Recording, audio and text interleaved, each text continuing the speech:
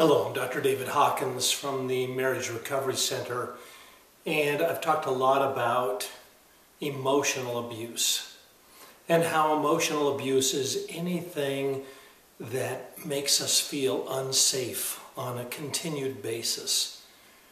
Sadly, many relationships, many marriages have emotional abuse throughout their relationship, and it's incredibly destructive. In fact, when you have emotional abuse, when you have a situation, behaviors, circumstances that create a lack of safety on an ongoing basis, you can't grow.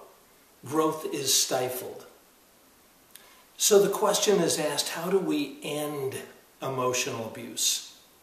And of course, the first step in ending emotional abuse is acknowledging that it's there, that it's taking place. Now, of course, the person who's perpetrating the abuse is likely to say, no, it's not there. You're crazy. You're not experiencing this. This is not happening. And so they rewrite history. They blame shift. They rationalize. They minimize. They sanitize circumstances that are destructive. They try to make it go away. But it doesn't go away. And so I really want to ask you to do something that's very, very difficult. And that is, I want you to think of all of the things that are wrong, all of the behaviors, all of the actions, anything that makes you feel unsafe on an ongoing basis. Learn the language of emotional abuse. Learn what it means when someone rationalizes away their harsh, critical, derogatory words.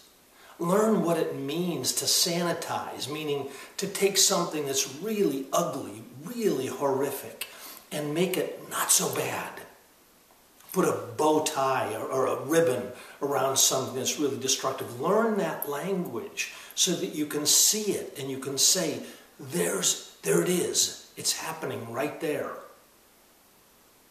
Now, of course, what this means is ultimately you're going to have to learn two concepts and understand them very, very well.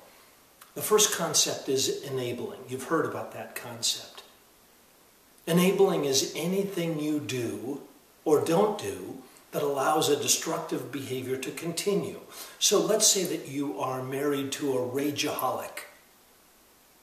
If you tiptoe, which is understandable, around the rageaholic, that enables the rage to continue.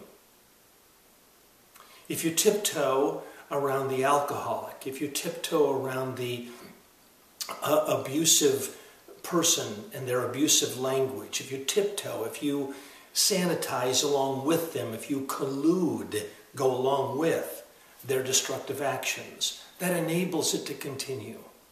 And so ending emotional abuse means that you must do something.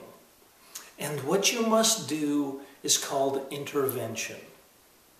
You must intervene. So intervene is sticking a stick in the spokes of a bicycle tire. Boom! It stops it. There must be a breakdown before there is a breakthrough.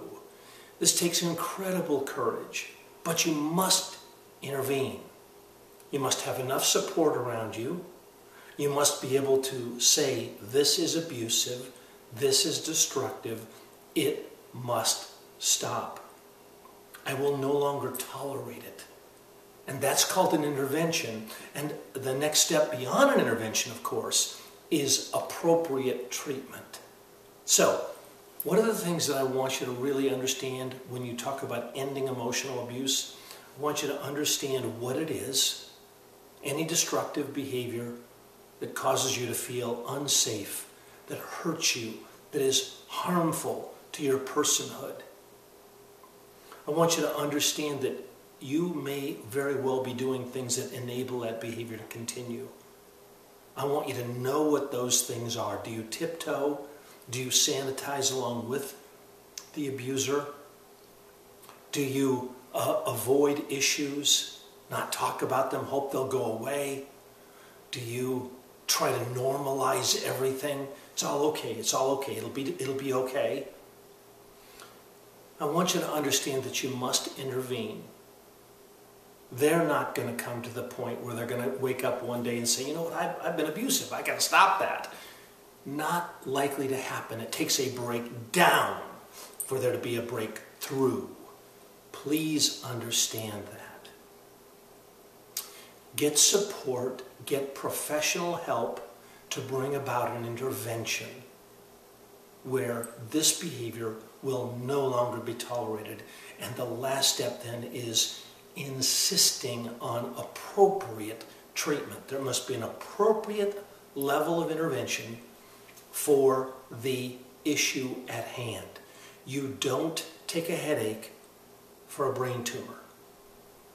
Okay? You get the appropriate level of help to really solve the problem. And you'll know if you've used an appropriate intervention if the abuse stops. If it doesn't, if it recurs, you haven't used a strong enough, powerful enough intervention. I hope this helps you understand the severity of emotional abuse, how you cannot grow, your marriage cannot grow, your relationship cannot grow while there is abuse, emotional abuse in the relationship.